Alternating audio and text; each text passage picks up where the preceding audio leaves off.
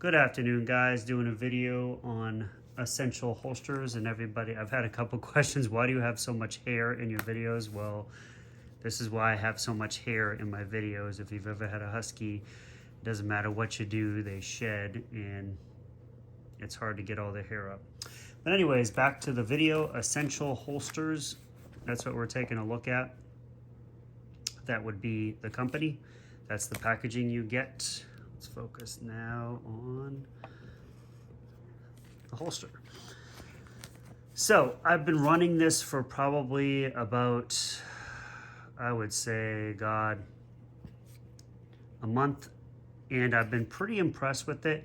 Not only does it act as a holster, it acts as a trigger guard.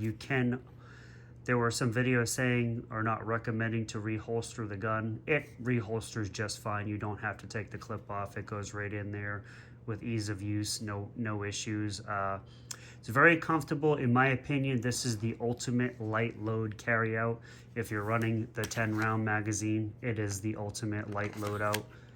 This is a gun that you would, in my opinion, why I bought this for, if I don't feel like carrying a 15 round magazine and all that weight, and I just want something very light, very thin, very concealable, very summertime-ish, even you just don't feel like having all that weight on my waist, this is the perfect loadout for me. You've got it's easy to conceal. If you use a pretty thick belt, you're not going to have any issues with this. The belt will hold this to your body and it'll hide it very well. But if you use a very flimsy, narrow leather belt, it's not really going to do what it's supposed to do. You need something with a little bit of wideness in there to make it work correctly. It works fine, but if you really want it not to print as much, having a thicker belt, a tighter belt, and something that doesn't give will hide this gun very well. I did notice on a flimsier belt it does print, but if you use a more solid belt, it holds very well to your body and hides very well. Only suggestions with that, I think it's the ultimate light load carry as far as concealed carry, keeping it very light, keeping it very small, and very close to your body. I think that this holster and this configuration, being the Glock 48, being very thin, you could do it with the Glock 43, of course, as well, but I want the longer slide. So, in my opinion, I think this is the best. I am also working on checking out these guys because there are so many people. I got them for $44.99. I think I paid a little bit less than that because I bought two of these. But I am trying, this is the Generation 2 one. I'm gonna try these out. I'm gonna see why everybody's making a fuss about them. Some people say they work for them. Some people say they don't work for them. I do have one loaded and I've kept it loaded. I'm trying something that I haven't seen a lot of people do, but I'm gonna compress the spring.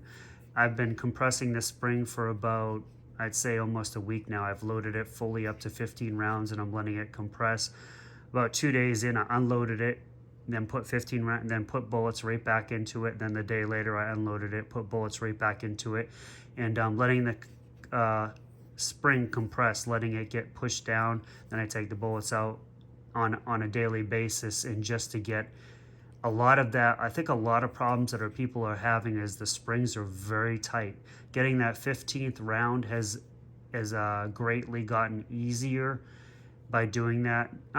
It's about, I'd say, 25% easier to get that 15th round into the magazine than what it was the first time, which was an act of God to try and push that down and get that last bullet in the magazine. So it's by compressing the spring, I think I'm actually gonna make this magazine maybe work properly. I'm not sure. I didn't have any issues. Like I said, I haven't fired it yet. I wanted to start off by compressing the spring to see if that actually, and I don't even know if this one's going to give me trouble. This is a Generation 2. I've seen people run this perfectly fine. In this particular, the two-tone Glock, I've seen people with the black Glock have all kinds of issues. So I'm going to try this out myself and see what's going on with the magazine. I'm probably going to do it maybe in the next 3 days. I'll take it to the range. Probably on Friday, I'll probably take it to the range. That's about 3 days from now, and see what's going on with it. and yeah, Tuesday, Wednesday, yeah. But I'll probably take it to the range on Friday and see if it's running good, if I have any hiccups. And then, like I said, I bought 2 of them, leaving 1 in the package, because if I do have issues with these, I'm not even going to try and consult Shield Arms. I'm just going to take it right back to the place I bought it from and just say they're defective and I want my money back. One is still wrapped and this one isn't, and I'll just do it that way.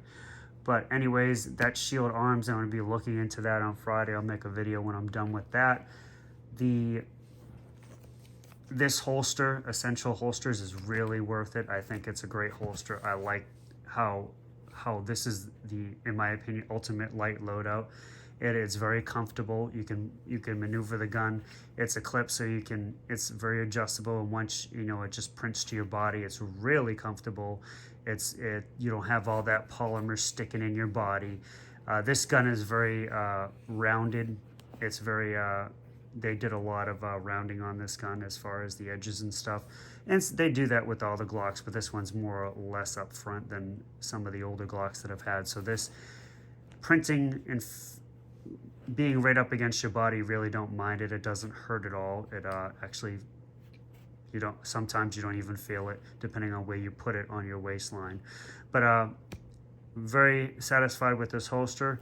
It's growing on me. At first, I was a little weary of taking the gun in and out, but then I realized how safe this actually is. It's really not there's no way the gun is gonna go off by trying to holster this in your pocket. It just slides on, and then it acts as basically acts as a safety feature. I mean, when you take your gun off, if you take it completely off this clip, and like I said, there's no right, they say there's a right or left, but really, realistically, this goes on both ways. It can go on that way,